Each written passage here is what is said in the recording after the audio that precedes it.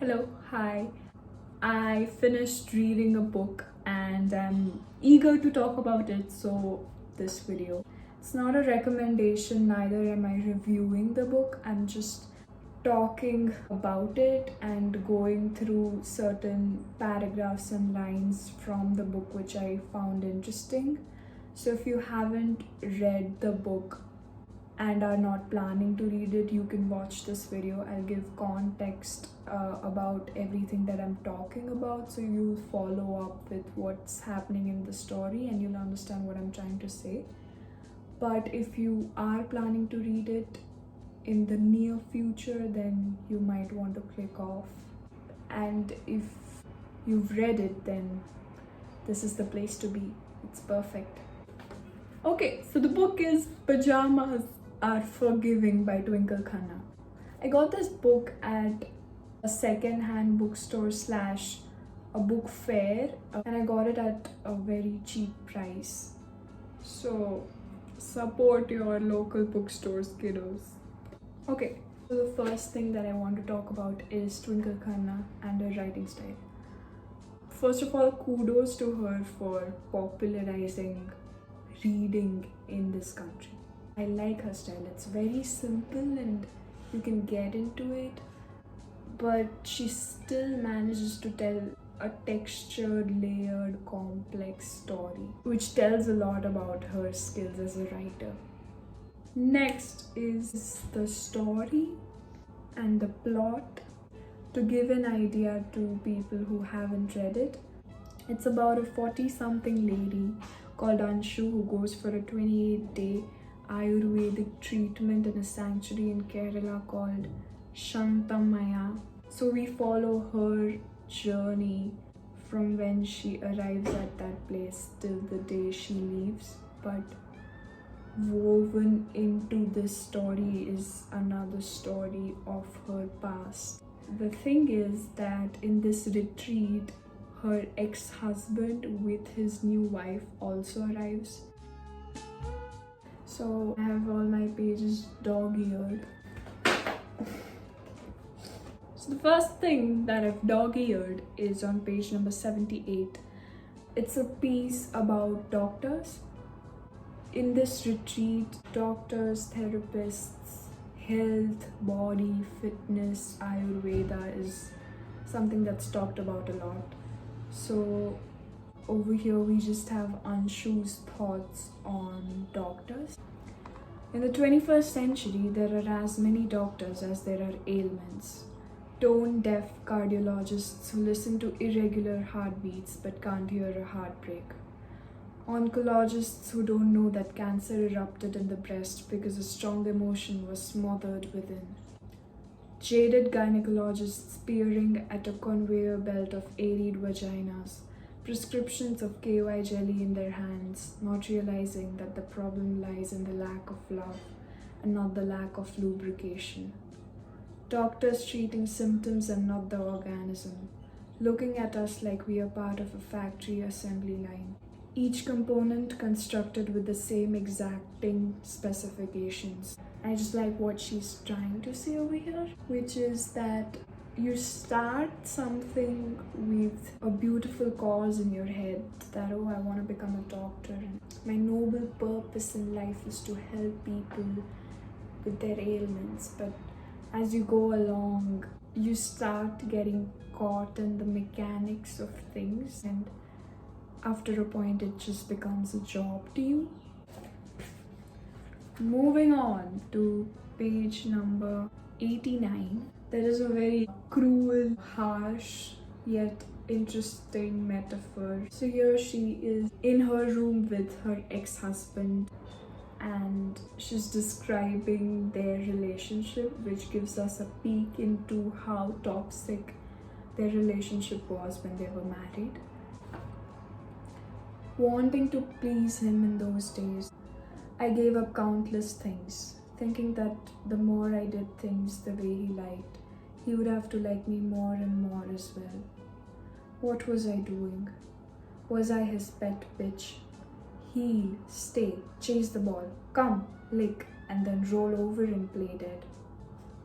What is my business as a 17-year-old enjoying a book about marriage and loneliness?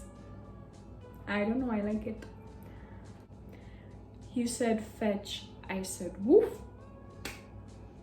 Okay, next we are on page 96 and she's in conversation with her sister on phone. Her sister's name is Mandy.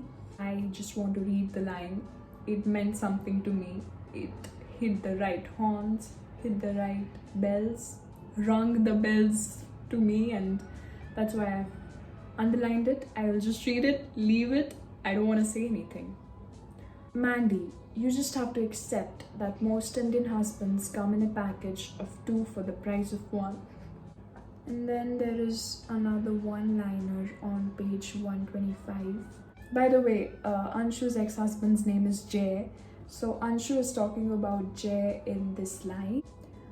He, the sophisticated man, showing me the world while I looked at it and at him in wide-eyed gratitude.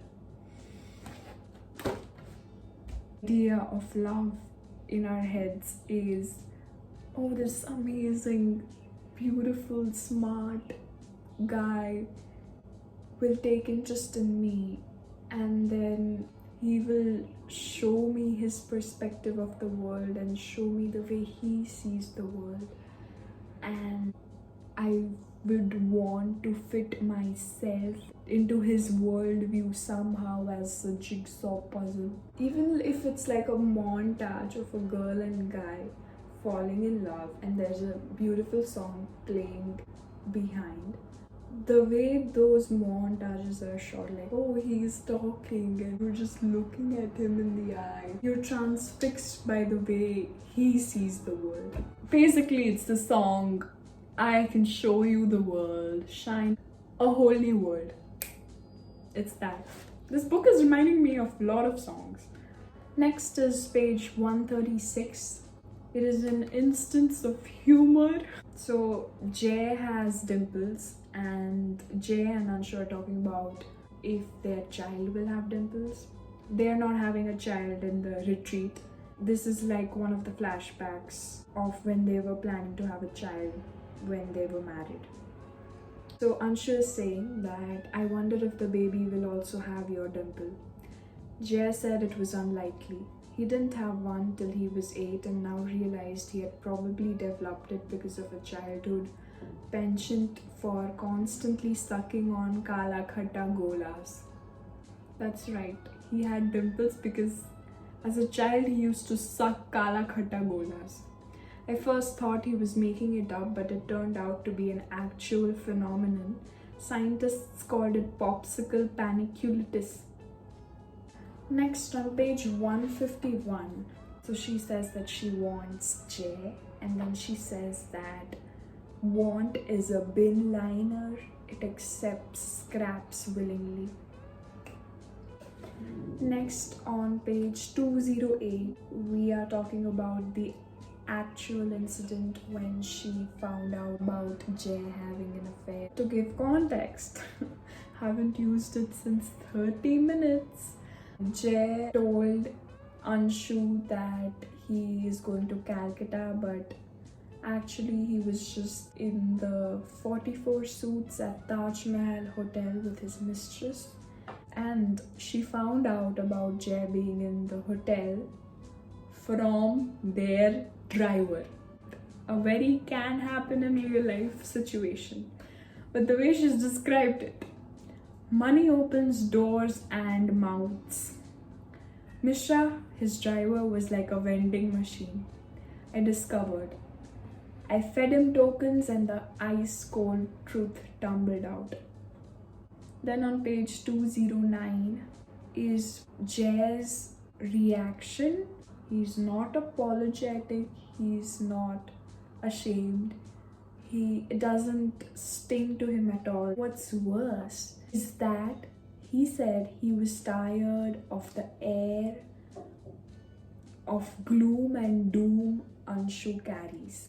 He expected more from life than what Anshu was offering.